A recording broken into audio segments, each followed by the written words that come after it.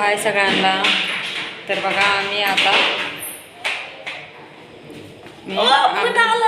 जिथं आम्ही पहिले म्हणजे चाळीत राहत होते का मी तिकडं चाललेले, माझ्या मैत्रिणीने बोलवलेले. जेवण बिवण झाले, भांडी घासली, किचन आवरलं, पैसे पुसले, सगळं आवरून आपण मैत्रिणीला ती नाही येत किंवा कॅमेऱ्यात मोबाईलमध्ये नाही येणार ती. दमाने बाळा दमाने, ती कॅमेऱ्यात नाही यायची. अरे लागल ना. तर आम्ही चाललोय तिकडं, पण आम्ही आपलं असं बसायला चाललोय संध्याकाळचा टाइमपास म्हणून. अरे लागल ना बाळा, बघ घेऊ ग नाकल कुठल्या कळत पडून. थोड्या उड्या हाणायची काय गरज आहे का? काय नाही झालं का लग्न? हो अलीकडे आमच्या इथलं शेजारचं खालचं लग्न होतं, लय लांब लग्न होतं.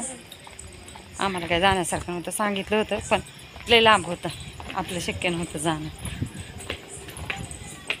तर आम्ही चाललो आहे तर तिकडं लय लांब आहे घरापासून आमच्या. रोज बोलवते ती संध्याकाळी जेवण झाले, पण आम्हाला काही जाणंच होत नाही, आवरत नाही. त्याच्यामुळे आज जरा लवकर आवरलं म्हणलं तर येतो. गेट लावले,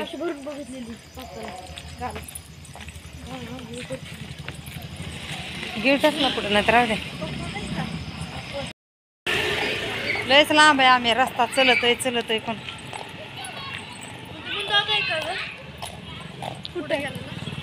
म्हणता ना दुसरं कोणतरी नाही रे. ए पळू नको बाळा. तर बघा आम्ही एवढं रात्रीचं चाललोय आता. रस्ता काय संपना, आम्हाला लयच लांब वाटायला लागला.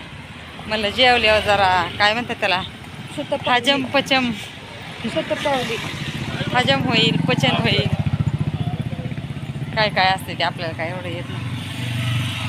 शतपावली करायची पहिलं मी करायचे बरं का. पहिलं तिथं म्हणजे तिकडं दुसरीकडं चाळीत राहिलं होतं का आम्ही, तेव्हा आमच्या तिथं ना असं समोर चांगलं मोठं पटांगण होतं, सगळं असं म्हणजे वाड्यासारखं होतं ना.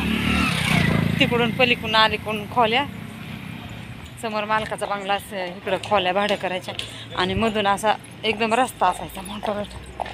तर त्या रस्त्यातून आम्ही आला इकडं फिरत या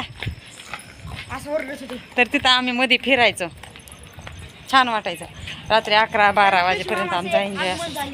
बायका बिका असं बोलत बसायच्या, छान असायचं.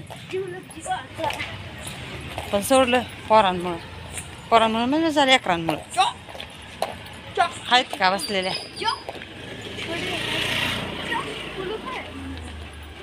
हां आम्हाला काय उड्या माराय बोलवले काय म्हणा? मग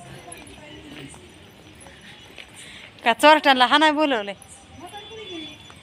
कुठं गेलेत?